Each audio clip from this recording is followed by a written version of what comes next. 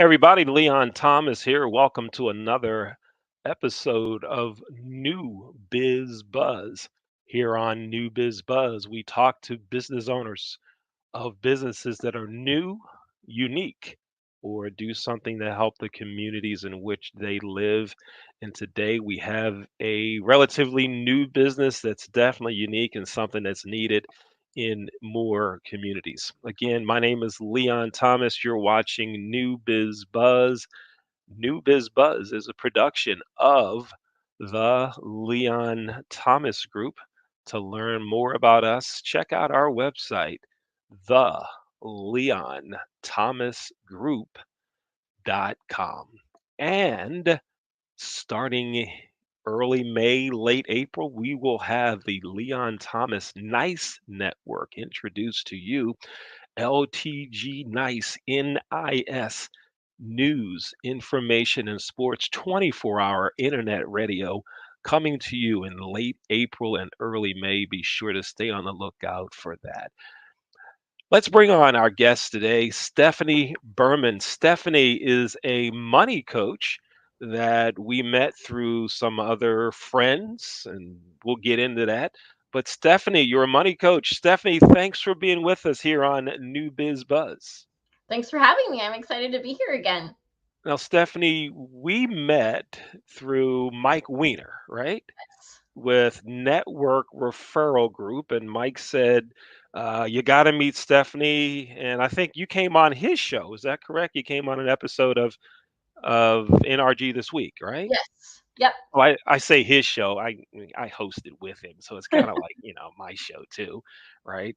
And so then you told me about the Aziza project, and we had you on another episode of New Biz Buzz talking about that. So before we go into your money coaching, take a couple of minutes and tell everyone about the Aziza project. Oh, sure. So the Aziza Project is a nonprofit. We offer hope to people who are suffering from complex gynecologic pain by providing funding for them to see the doctors who have the knowledge and training to figure out what's going on, because American health insurance will not cover the length of appointment needed to get to the bottom of these complex problems. So the doctors who end up treating them can't afford to keep their doors open and take insurance. And the patients who are having these problems can't afford to see the doctors and pay out of network fees. So the Aziza Project stands in the gap and tells the patients, hey, we'll help you with the costs for your treatment. And we tell the doctors that we'll pay on behalf of the patients. So yeah, that's a little bit about the Aziza Project and what we do. Check out our website at azizaproject.org. Again, go to azizaproject.org to learn more about this worthwhile cause that Stephanie is leading. And so you were on a show on New Biz Buzz, I think maybe a week ago or so. Yeah. And after the show, you were talking about, we got into a discussion about finance. And I don't even know how we did that. I don't know if it's if I said, I'm broke, I have no money, wish I had more money, I'd like a Rolls Royce. I don't know how that came up. But you said, hey, look, I'm a money coach. And we talked some about money. And Mhm. we said, well, why don't we bring you back on New Biz Buzz again to talk about uh, your money coaching? And so here you are. Yeah. Thanks for having me back. It's amazing how these things work. Now, listen, folks, if you'd like to be a guest on New Biz Buzz, or you know someone that should, have them contact me. My email address is leon at leonthomasgroup.com, and we'll see if we can bring them on. So, Stephanie, you say that you're a money coach. Now, I hear people with all these financial terms. I'm a financial coach. I'm a budget coach. I'm a this analysis. I'm a that, da, da, da, da. When you say money coach, what does that mean? You're a money coach. So tell me what that means to you. What's a money coach? Okay, I'm going to give you a double definition.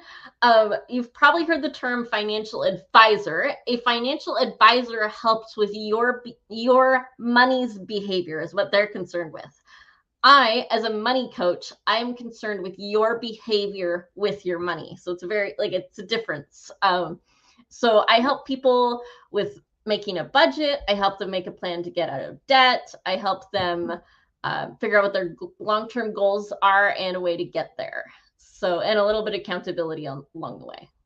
So give me that again. I love that those two definitions. Yeah. Lay that on me again. I want to make sure that I get it. Go ahead. Let me have it again, please. So a financial advisor, somebody who's like certified to give investment advice, all of that, they are concerned with your money's behavior, like in the stock market. A money coach, or as we're sometimes known as a financial coach, we are concerned with your behavior with your money. Now, my behavior with my money. So, what does that entail? I understand the financial advisor saying, "Put your money here, do this with it." Now, Yeah. what do you do? What is what? Tell me, give me a So little context of what So you do. your behavior with your money, do you have a budget? Do you update your budget regularly? Do you look at your budget regularly? Do you have a plan for how you're going to pay for your vacation this summer? I spent half an hour talking with a client this morning on his vacation. And this was after he came into the meeting and I asked him, hey, what do you want to gain from today's meeting? And he's like, I don't know. Let's just look at the budget and see what we see. And we got in there and I started asking him, I'm like, hey, I don't think you have a vacation line. Are you guys going on vacation this summer? He's like, yes. And then all of a sudden I just was like, okay, here are the things you need to think about as you think about planning this vacation. They were planning two. Okay, do you want one line in your budget to track both vacations? Do you want two separate lines in your budget? Do you have a plan for where you're going? Do you know how much the gas is going to cost to get there? Do you know where you're staying? Do you know what you're eating? Do you know how long you're going to be gone? They're talking about getting a dog. Do they know what they're doing with the dog while they're going on vacation? Wow. Okay, I'm starting to get it. I'm starting to get it. But before I give you some of my a personal story about budgeting and so forth, Yeah. tell me this: how long have you been a money coach, and what qualifies you to be a money coach? Tell me about your background there. Yeah. So I've been a money coach for about 6 years. And I would say what qualifies me to be a money coach is we paid off about $18,000 in debt in 7 years. Actually, it was more like 21,000. $21,000 took us 7 years to do it. We were debt free for 6 days. And then, you know what we did? We financed a car for 18 grand. But we paid off that second car. We paid off that car in 22 months. So we did it significantly faster the second time, and we've stayed out of non-mortgage debt since then. Um, and like I was telling you before the show, I was sitting in a little Nepali village when God hit me over the head with a lightning bolt and said, "You need to be a money coach." And that was the culmination of kind of our money journey up to that point, because after we paid off the car and we saved an emergency fund, my birthday was in March. And I looked at my husband and I said, I want to be at the hospital I was born at on my birthday next year. And that doesn't sound very exciting until I tell you I was born in the Himalayas. So this lightning bolt conversation with God happened the day after my birthday, where we were at the hospital I was born at. The next day, when this lightning bolt thing happened, we were in a Nepali village, and my dad asked them, how has having enough electricity to power rice cookers changed your life? And they said, we feel lazy because we come home from work and dinner is half made. And if that's not perspective, I don't know what is. So that was when I was like, oh my goodness, I need to go home and become a money coach and help people in North America get out of debt so they can be more generous and live their financial dreams. Because that was literally what I was doing in that very moment. I was living a dream that I had been wishing for on my birthday every year since I was like 10 years old. Hmm. Interesting. So I take a lot from that. Number one, um, you are a coach because you're helping and you're teaching people what you have experienced, Yes. right? This is you lived it, experienced it, you know what has helped you, and you're sharing that with others, which is one of the reasons God said you're going to do, Yeah. right? Because he's giving you a testimony in essence that you are able to share, okay? Mhm. And you want to be able to do that. But now, whoa, whoa, whoa. Let's roll back. What were your parents doing? What was going on? You got birth in the Himalayas. How did that go on? My parents were part of a humanitarian mission to Nepal. Dad was a civil engineer, so he was in charge of the hydroelectric power dam project for this village, which is why he was asking them about electricity 33 years later. A few months before I was born, though, their missions organization moved them from the village to the hospital, which ended up being like a whole nother story in itself, because had I been born in the village, my mother and I probably would have both passed away in childbirth. Hmm. Wow, interesting stuff. Wow, this is so good. We're gonna have great conversation here. Really looking forward to going deeper here. I'm Leon Thomas. She's Stephanie Berman. You're watching New Biz Buzz. Stephanie's a money coach. And if you want to get in touch with her, Stephanie, what's the best way for folks to get in touch with you? Because I know we haven't even gone really deep into the finance part of the conversation. I can only imagine there are some folks that are thinking now they want to get in touch with you. So how do they get in touch with you? The easiest way is probably email. It's Stephanie@BermanBudgeting.com. There it is. All right, Stephanie at BermanBudgeting.com is the way to get in touch with her. You want to, if you don't have a financial coach, you're thinking about it. And Stephanie, we'll even talk later about why folks should have a financial coach and what are some of the benefits. Now, how do people get in touch with you? I mean, not as in how do they email you or call you, but how do they find out about you now? How has your business grown through what methods? Yeah, social media has been actually a really big one for me. I have an Instagram, which I didn't actually give you guys. It's kind of long and crazy, but if you want to try to type it out, it's Your Neurodivergent Money Coach. Make sure you spell neurodivergent correctly. No, Um, wait. Stop. Did you just say you're neurodivergent and you followed that up with make sure you spell it correctly? yes. Most people had never. What? What? And you got to spell it. So now I got to go to the Here. Google to learn how to spell it and all of that stuff. Make sure you spell it correct. No, stick with you're the finance coach. You're the money coach. You're going to send it to us and we'll get our producer to post it up there so that we know that we have it right. And Stephanie, before we take a short break, one of the other things we want to talk about is you have some clients that have ADHD or maybe on the spectrum of autism, and you've helped them with their finances, right? Tell us a little about that. Yeah, so most of my clients have ADHD and or autism, and like when I ask them in their first session with a new client, I'll ask them, why did you choose to work with me? And a lot of them are like, you told me that you have ADHD or autism or both in the consultation, and so you understand how my brain works. Or they'll tell me, well, I really liked your vibe. So that's how we end up working together. I'm not sure if that answers your question. Yeah, no, we'll talk more about it, but I just thought it was pretty cool when you told me that a lot of your clients have ADHD or on the spectrum of autism, that you've helped them. And you also mentioned, and don't give any names, but there are some folks that lead companies Mhm. that are on that spectrum, and you work with them to help them understand finance and get their finance. I think that's so cool. So we'll talk some more about that. We're going to take a quick break.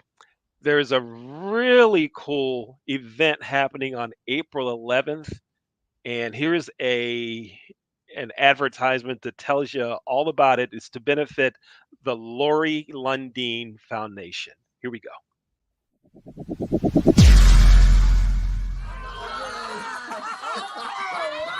Hello everyone, mentalist Doug Roy here. On Thursday, April 11th, I will perform a benefit Zoom mentalism show for the Lori Lundeen Foundation. In this show, I will perform fun and interactive mind-bending feats that simply destroy logic, such as mind reading, predictions, and acts of clairvoyance. All proceeds for this show will go to the Lori Lundeen Foundation, a charitable outreach to those in need throughout the world. To purchase tickets for this virtual event, simply go to lorilundeen.com. We look forward to having you join us on Thursday, April 11th at 9 p.m. Eastern, 6 p.m. Pacific for this Benefit Zoom Mentalism show. It's a show you won't want to miss. To learn more, just go to lorilundeen.com. Thank you, and we look forward to seeing you. So that's on April 11th. April 11th is when that is. That's coming up next Thursday at 9 o'clock Eastern, 6 o'clock Pacific. Doug Roy Magic. Doug Roy is going to just amaze people. I had never had any type of mentalism or magic done until I sat in on a Zoom session with him, and he did two, I don't know what you call them, two tricks, two things. And I'm like, what? This dude is good. So yeah. And so the Leon Thomas group will be producing that event on the 11th to benefit the Lori Lundeen Foundation. Again, you go to lorilundeen.com to get your tickets. We're talking to Stephanie Berman here on New Bizz Buzz. Stephanie is a money coach. So Stephanie, when someone becomes a client of yours, what is the process? What are some things that you do with them when they first come on board to be a client of yours, and kind of take us through the process, the avenue, the road that they would go through? And then I have some other things I want to ask you about finance. Sure. So first thing we do in session 1 is go over your short and long-term goals. I want to know how you feel about your finances right now. I want to know what you want to accomplish in the next 3 to 6 months, and then beyond that, because that kind of gives us a roadmap of, okay, what are the things that we need to make sure that we accomplish in the next few months, and how do we set up your budget so that you can accomplish those longer term goals as well. Then after that session, I guess still in session 1, we'll go over like previous month's expenses and categorize them together, so that in session 2, we can go over the 4 rules for the method that I will teach you, and then start incorporating those expenses into a budget so that you can get your budget off the ground right away with fairly good numbers, because they're based on past spending that we went over together. Mm-hmm. All right. And so then you meet weekly, monthly? How often are these conversations? Typically twice a month. Sometimes we'll meet more often in the beginning if somebody is really struggling with the budget system that I teach.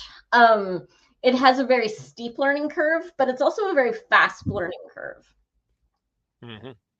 And tell me about when we think about couples, married couples. Do you have both husband and wife, or both spouses? So folks, if you're into DEI, don't send me an email. I did say both spouses. Okay. It depends. I actually have, like that client I mentioned that I was talking with this morning. He's married, but his wife was not in this session because we've been doing a lot within the budgeting system itself, not a lot of mindset work. So she's not super interested in learning the system, which is fine. He's been managing that fairly well, and we've just been making tweaks recently, so she hasn't been coming to the meetings, but I kind of laid out to him, okay, if we're going to keep meeting for 30 minutes to go over the system type questions, that's fine. But if it gets to the point where, hey, we need to bring the wife back in, that's going to be an additional meeting for an additional charge. When you have 2 people, you can't get away with a 30-minute meeting. You really need no less than an hour, because everybody needs a chance to talk. Yeah, I was just thinking, both parties need to be in on this, right? Yeah. You could go over the systems and the basics with one, but if everybody's not on the same page here, this deal isn't going to work. Yeah. And speaking of couples, how do you do it when one says, just as an example, one says, I want to buy the car that's 40,000, and the other one says, I want the one that's 20. Who wins? We try to talk through it, but sometimes I do recommend, hey, you probably should be talking to a marriage counselor. And so I try to ferret that out as best I can in the consultation, because that's a free conversation with me. Yeah. And if I spot something like that in the consultation, I'll say, hey, it would be a better idea probably for you guys to start with marriage counseling. Once you get kind of the communication piece a little better, then we can hit the financial piece a little more. But if it happens in a session, I try to talk them through, okay, why? Because I actually did have a client who did this. The wife was okay with a cheaper car. The husband wanted the more expensive car. And we talked it through, and I gave them other options, and they did end up getting a car loan and getting the more expensive car. So Okay. All right. Now let me ask you some real quick hitting questions here, and then we'll take a break. Then we'll come back. I'm going to ask you some more. We're going to dig deeper into the world of finance here. So sure.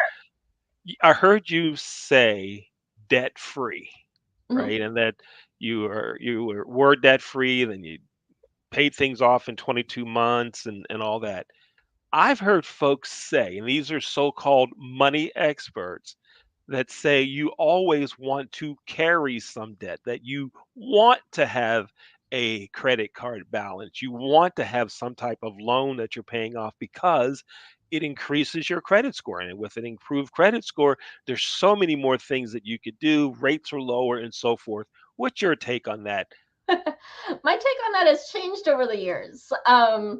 When we did pay off our car back in 2022, being completely debt free was important to us, and we were renting at the time, so we didn't have a mortgage, and so yeah, we didn't have a credit score. From when was that? We paid off the car in 2016, Christmas time 2016. We paid off the car, and then we paid for that trip to Nepal in 2018, and then started saving for a down payment on a house, which we ended up buying a condo during COVID in 2020. And we actually didn't have a credit score when we bought our condo. So we did a process called manual underwriting, where they looked at our actual bank accounts, and we had to provide billing statements for 4 different trade lines a piece. So 8 different things that we were paying for every month. So they could see that we had a good track record of making on-time monthly payments. And we were able to, we put 20% down on the condo. So we got our interest rate ended up being a little higher than the going rate at the time, but it still wasn't too bad on the size of a mortgage we ended up getting. So, yeah. That process is called. That gets you to where we bought the condo. And then since then, my attitude towards credit cards has shifted in light of all of the health issues that I've dealt with. We decided after our first trip to Tulsa last year, we came home and we decided to get a credit card a few months later. Just for our viewers to know that your first trip to Tulsa was to see a doctor there. Yes. Because of your gynecological pain. Yes. Go watch you talked about in the other show. For that. Right. Okay. Go ahead. So we came home from Tulsa in January of 23 and realized, you know what? If we have other trips back to Tulsa, it would be really nice to have some airline miles. So we ended up getting a credit card and, pretty basic travel points. But we ended up using the travel points for our second trip to Tulsa. And that paid for a good chunk of the hotel.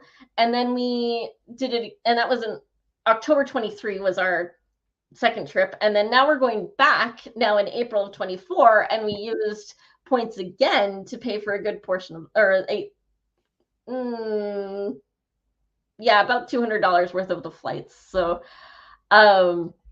that's actually saving us money, because we are very careful with the credit card not to spend more than we have available in our budget to spend. And that's where a lot of people run into problems with credit cards, is they just run them up and they overspend and they spend more than they make on the credit cards, and then they can't pay them off, and then they end up hiring a money coach to help them make a plan to pay it off. Mm-hmm. So that's where I say credit cards can be a bit of a catch-22. If you're good with money and you know what you're doing and you don't carry a balance, more than a month, you never pay interest, you're probably good. But if you have trouble with impulse spending, like a lot of my clients do, then having a credit card may not be the best idea for you. Mm-hmm. I like it. I'm Leon Thomas here with Stephanie Berman. Stephanie is a money coach. To get in touch with Stephanie, here's her email address. Stephanie's email address is stephanie@bermanbudgeting.com. We're going to take another break. And after that, Stephanie, we're going to come back and talk some more finance. I'm going to ask some more questions like, how do you do? What's this about? Type questions. And I know you're going to have the great answers. They're going to help people and get folks to understand that you know your stuff when it comes to money and budgeting, and they should contact you for help. I'm Leon Thomas. You're watching New Biz Buzz. We'll be right back.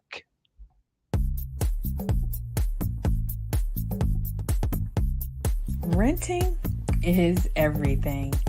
It's style at your doorstep, off the runway and into your closet. It's every trend you've been dying to try and every designer you've yet to discover. It's wearing it your way every time and making it count everywhere you go. It's never worrying about what to wear, because something new is always coming your way. That's why renting is everything. New styles, top designers, all for a flat monthly fee. Start your subscription at renttherunway.com.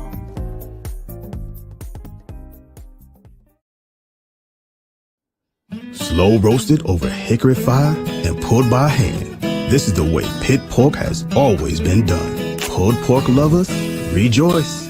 The smoky old days are back at the Smoke Shack. From the creative team that brought you The Browning Project and Dead by Morning comes a new thriller that will change the way you look at white-collar crime forever. Falling from the Sky.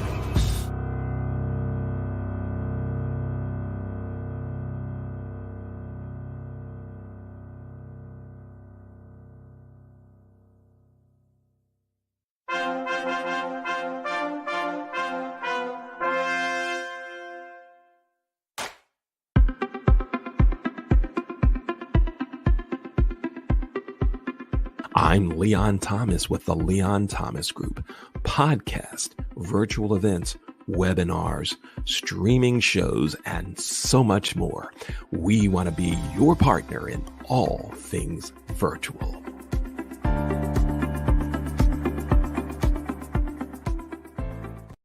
Welcome back to New Biz Buzz. I'm Leon Thomas. We are here today with Stephanie Berman. Stephanie is a money coach. Hey, Stephanie, thanks again for being our guest on New Biz Buzz. Thanks for being here. Thanks for having me. So, Stephanie, let me ask you this: when it comes to changing attitudes about money, how does that happen? So let me give you an example. You have someone who I'm assuming you talk about a food budget, Mhm. right? And they say that they want their monthly food budget to be $2,000. And this is a couple, and you're looking going, guys, 2 grand, that's way too much. How do you get that 2 grand? So first of all, do you separate dining out from supermarket in terms of food? Right? And the answer to that's probably yes, I'm guessing. It Do I really get an A for that? Oh, it I don't really get an A for that. I thought that would be like you would go, Leon, yes, you got it. Let me get my smiley face and clap around because you get it. But no, you go, it depends. because it does. And that's the thing is budgeting and finances are personal. That's why they call it personal finance. So I might have a client who comes in and they might be a couple that, says, okay, our budget for food is $2,000. But if they each make like 200 grand a year and they enjoy going out to nice restaurants and it's just the two of them, and when they do eat at home, they want to eat organic and only shop at the most expensive grocery stores, maybe that's okay. But if it's a family of 5 that, only makes $5,000 a month, maybe 2 grand on food is a lot of their budget. And maybe we do need to work on cutting that down. So I do have conversations with my clients to say, are you happy with the number you're seeing? And if they're happy with the number they're seeing, that's fine. If they're not happy with the number they're seeing, then we figure out why, and then we figure out, okay, can we change it? What are they willing to sacrifice to keep the number they have, or what are they willing to cut back on at the grocery store to get the number down? Mhm. And some clients will, they'll want to combine.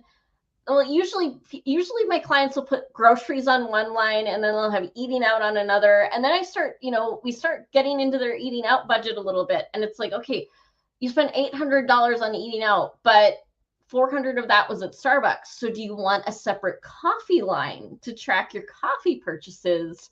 And then once you give something more visibility like that, it's a lot easier to say, oh my goodness, I spent $400 at Starbucks. That's insane. I need to cut that back. Mhm. But again, it's totally up to the client. I'm just there to like hold a flashlight up and say, hey, do you see this? Yeah, I like that. Hold the flash. I'm just showing you, right? Yeah, What you're doing is yeah, what you're saying, all right? I'm yeah, not judging you. I'm not even really telling you what to do. I'm just telling you, take a look here, buddy, yeah, right? Take exactly. a look. So let's talk about some real specific things now. Sure.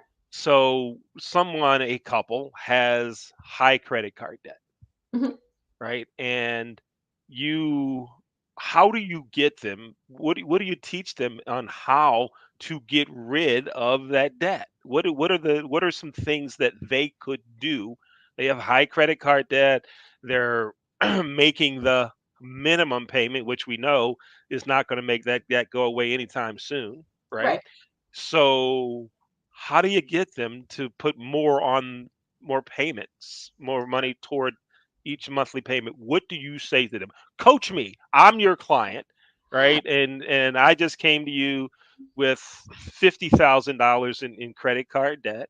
Okay. All right. Go ahead, coach me through it. How do we run this thing? All right. Well, the first thing I want to know is, do you have an emergency fund? Because we always want to make sure you've got a safety net. Before we start paying off debt, you need a safety net to pay for the things that are inevitably going to pop up that you aren't able to cover. Then I want to know, how many cards do you have across this $50,000 in debt? Is this one card with $50,000? Is this 10 cards that add up to $50,000? Because the approach will be slightly different if it's just one or two versus a whole bunch of little ones. Then I want to know, is there a card that has a significantly high interest rate, or a card that has 0% for 18 months? Because that could impact which card we decide to pay off first. And when I say we, I mean you, really. Uh, Hmm. then another one would be, is there a debt here that is emotionally draining on you? Like maybe you ran up a card because your kid was in the hospital and they almost died, and making that payment just reminds you of that every single month. And so maybe that's the card that we want to get rid of first, so that you don't have those negative associations with that payment anymore every month. Hmm. Um, it's really client specific and what's going on. So Okay. And so if a client just says, if I say to you, look, I just want to make the minimum payments, and I'm okay having the debt, and I'm not going to change my spending behaviors. Is there a point that you just say, you know what, Leon, it ain't gonna work. You got to find somebody else. Keep doing what you're doing. Would you call me for in the first place? I'm trying to help you. You you yeah. get to that point anytime?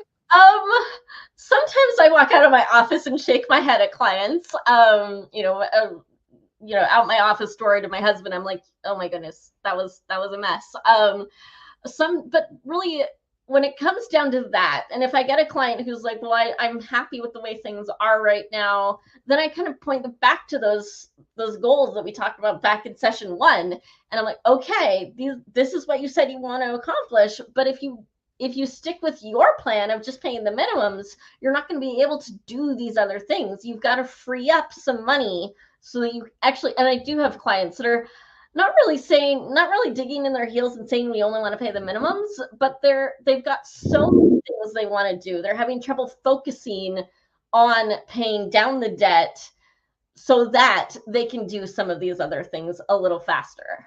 Hmm. Hmm. there's another financial, I'll just say a financial person Okay. out there. I'm not going to mention any names. There's a financial person out there, and I've heard this person tell folks that have high debt these this phrase: for the next 2 years, 3 years, the only time you go near a restaurant is if you're working in one. You're I, eating beans and rice for the next couple of years until these cards get paid off. yeah. Does it have to be that drastic? No, and that's really not sustainable, and especially not for my clients that I work with that are neurodivergent, that they bounce from shiny thing to shiny thing a lot of the time. So a lot of what I'm doing is like saying to them, hey, let's focus in on this and let's make sure that your budget is realistic and livable, because I don't want you to not have any fun while you're paying off debt. So for example, I've got this couple that I've been working with for a little over 2 years now, that I meet with them every other week. And between two meetings, they went and booked a cruise for almost $8,000. And I'm like, okay, I didn't know where that came from. But one of their action items was to talk with her sister and figure out what they were doing for vacation this summer. Turns out the family decided we're not taking a vacation together this summer. We're going on a cruise next February. So that's where the cruise came from. And now we just got to work it out in the budget. Okay, they need $612 a month to save up for this cruise. How is that going to impact their goal of getting a month ahead on bills and breaking the paycheck to paycheck cycle? How is that going to impact their ability to save for the fence that they need for the new dog that they got at Christmas? So stuff like that we talk about too. Mm-hmm, mm-hmm. See, I'm not a coach, but if I were, I wouldn't be good. Okay. Because if I had a client that said, boom, here's my stack, here's what I owe, here's what I got coming in, right? I'm gonna go like this. Number one, you can't have a dog because you can't afford it, and you can't afford the dog, and you sure enough can't afford the fence. Number two, a trip? No, your only trip is down the street, right? Go down here to the park, right, and cook yourself a peanut butter and jelly sandwich. That's your vacation, right? And as far as that car goes, no, no, you're getting a hoopty. You're getting a hoopty, and you're going to pray that you have the money to keep the oil changed in until you get all this other stuff paid. I would be that guy, and I probably wouldn't be good at it because you just said it's okay to have some fun while you're doing it. I'm like, family vacation. I don't know the football coach's name that was like Jim Mora.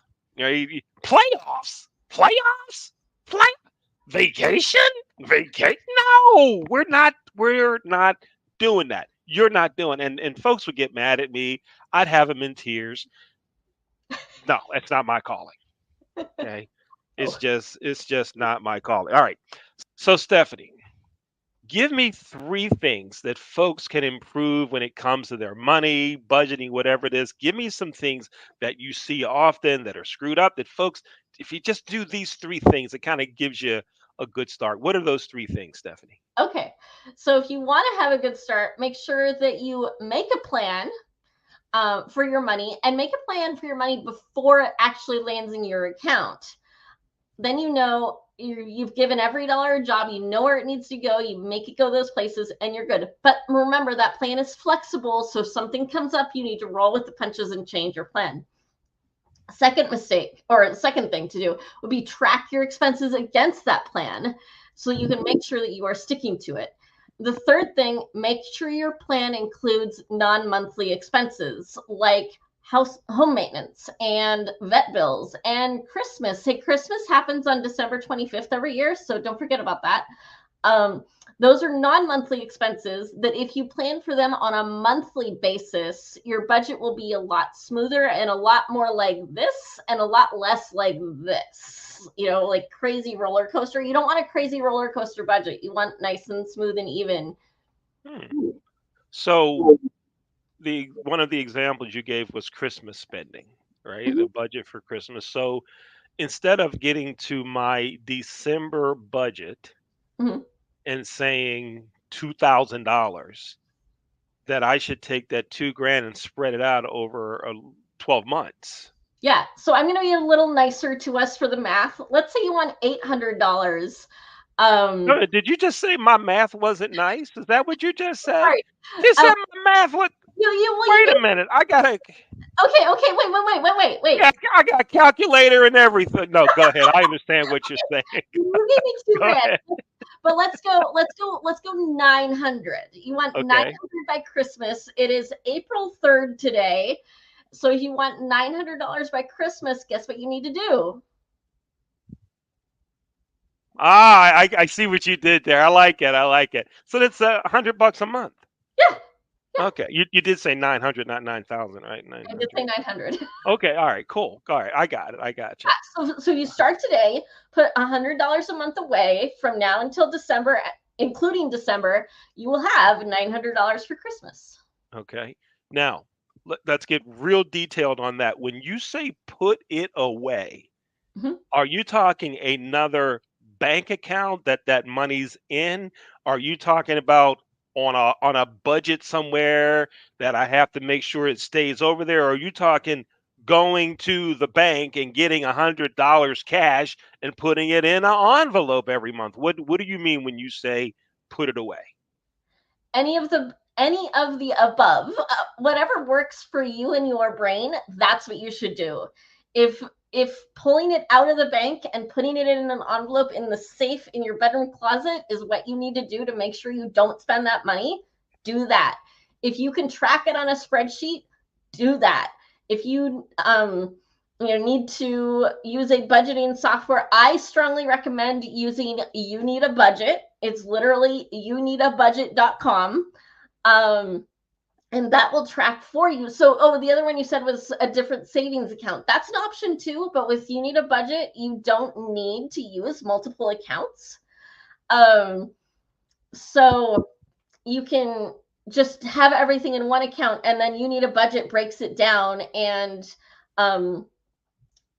shows you what's in each category. And if you need to pull money out of a category to cover some overspending in another category, you can choose what category you're going to pull it from. So you can choose not to pull it from your Christmas category.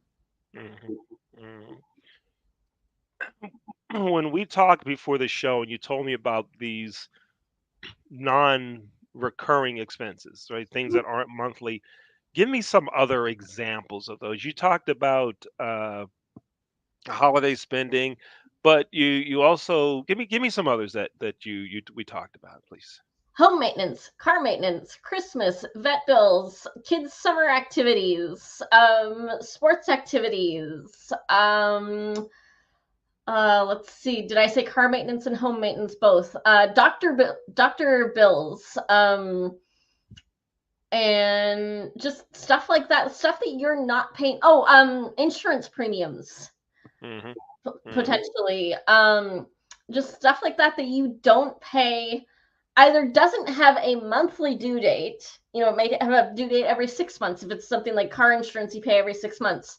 Or it doesn't have a due date at all, like the dog getting sick or the kid breaking their arm.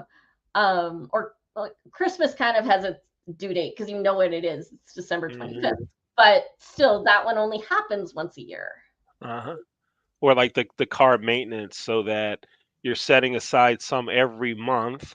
Yeah. So that when it's time for new tires and new brakes, the money's already there. Yeah. Okay. So we were talking about magic earlier. Watch this. Leon, tell me the date and the amount of your next car maintenance bill. I don't. Is when the car breaks down. That's my point. Because you don't know when the car is going to break down, so you need to be setting aside money every month for car maintenance, so that when you do, because inevitably you'll save $500 for car maintenance, and then how much is the bill going to be? 1,000. I was going to say 600, but yeah, 1,000 works too. Right. So that's the point. But if you have 500 sitting aside for car maintenance already, how is that going to feel? Yeah, it's like, go ahead and fix it. Yeah, yeah. Yeah, Is that all? Give me an oil change while you're there. right? Right. And we've definitely had times like that. Oh, we were going to do this, but we can do this too. And it's not necessarily like a car maintenance thing, but it was like with our we're remodeling our bathroom while we're in Tulsa this time around, actually. And so that was another project where like we don't know how much this costs, but we know how much we've saved so far. So let's find somebody. And when we got the quote, we we're like, oh my goodness, we can do the whole bathroom. We don't have to just do the tub and the shower and the toilet. We can do the tub, the shower, the toilet, and the vanity and the light fixture. Mm-hmm. Mm-hmm. Okay, I'm getting it. I'm getting it. So one more, just maybe two more things to talk about here, Stephanie. Sure. Um, when we talk about changing attitudes on spending and so forth. You mentioned that first meeting where you're saying, "Tell me where you want to get to. Tell me where you want to end up," and you're going to always, bring that back into the conversation when ideas are brought up. What are some of the things that you hear from folks when you ask, "What are your goals? What are you trying to get to?" Where do a lot of folks say they want to end up financially or what their goals are? What are some common themes there? They want to increase their savings. They want to have an emergency fund. They want to know where their money is going. That's a big one that I hear a lot for like what they want to accomplish in the next 3 to 6 months. They want to have a budget they can stick to. And going back to our previous conversation about having fun and going to restaurants and stuff like that, when it comes to sticking to your budget, you've got to have a little bit of fun built in, or it's just not going to be something that you're going to want to stick to. So Hmm. you've got to set it up so that you actually want to stick to your budget. Okay. And one other thing. Here's something else that I've heard a lot, and experienced it also. I just want to get your thoughts on it. Eating out for lunch. People have talked about if you brown bag it, you're going to save X amount of dollars. And I've heard the contrary Mhm. that says things like, well, if you don't go out to eat, you don't get a chance to hobnob with the boss and with colleagues and build relationships. That there's career value in going out to lunch. So Mhm. you're broke, but you're going out to lunch. Yeah. What are your thoughts on the whole lunch versus brown bag deal? Again, I would say it's maybe a company culture thing. Like you got to know your employer, know kind of what the unspoken expectations are. I have not run into this a lot with my clients where they've said, "Hey, my boss expects me to go out for lunch with them every day."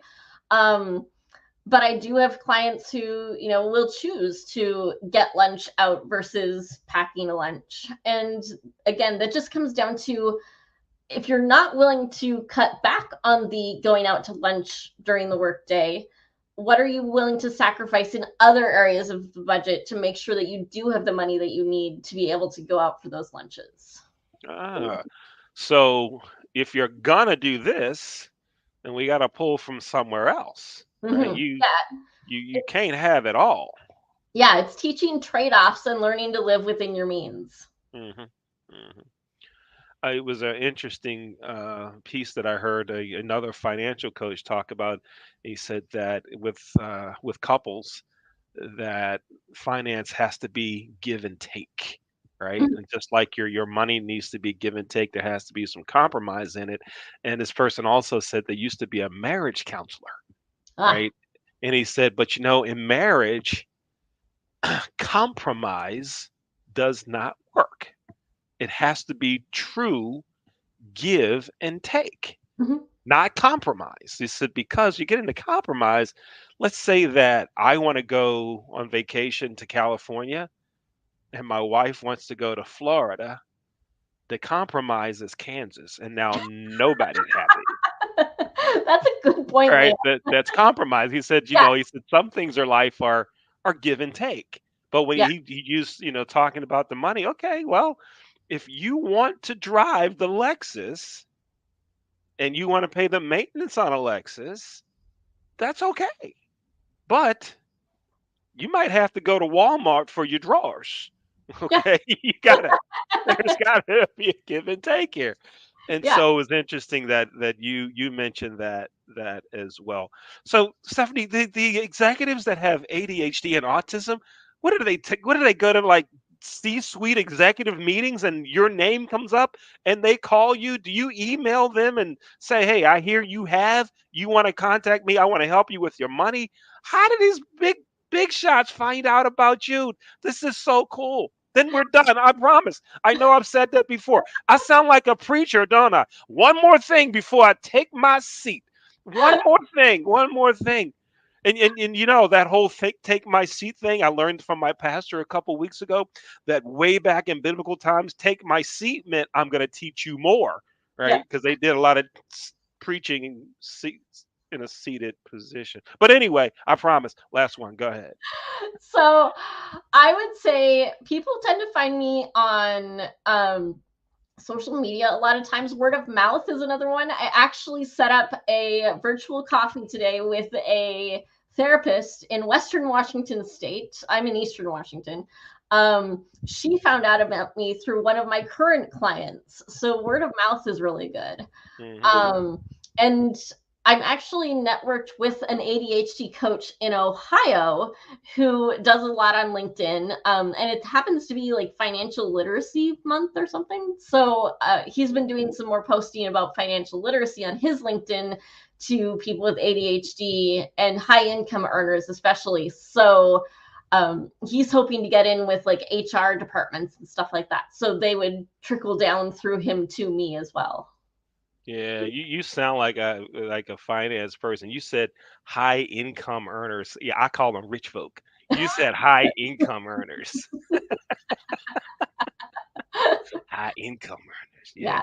Yeah. So High net worth. Yeah. yeah, so let me just throw this out too, that a large number of entrepreneurs have ADHD because they struggle to find work that works for their brain, so they find it easier to go and start their own company and work for themselves. And so I do help small business owners as well. The largest company I've helped was a $10 million annual budget. It was a plumbing company. Right on. Good for you. Good for you. And let's go over. I want people to be able to get in touch with you, Stephanie. Let's ask our producers to show your email address again and how they can get in touch with you. Let's run through all of that. So your email address is Stephanie at bermanbudgeting.com, Mhm. right? And your Instagram is, I think you gave that to us Yep, earlier, right? yep, there it Right. Your neurodivergent money. What does that even mean? What does neurodivergent mean? is.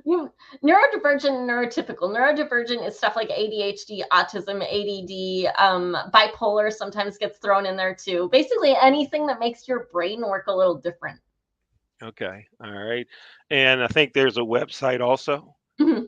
All right. And what's your website, Stephanie? BermanBudgeting.com.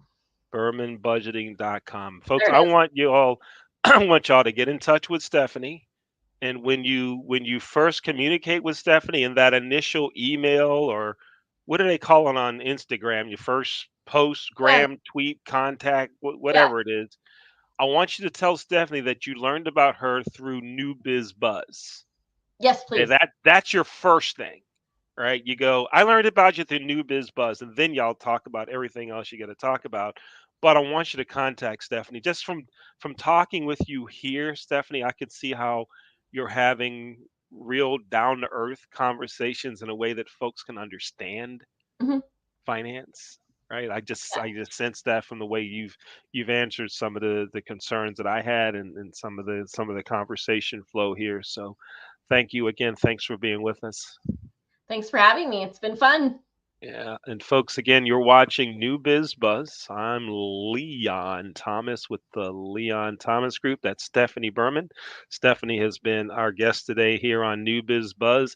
If you know someone who has a business that would be great for them to get some exposure through New Biz Buzz, please ask them to contact me. My email address is leon at theleonthomasgroup.com. And one of the coolest things about our company is we provide opportunities for college students and recent grads that are interested in broadcasting and communications and other related careers to gain some experience here as producers. And even we have three of them that have their own shows.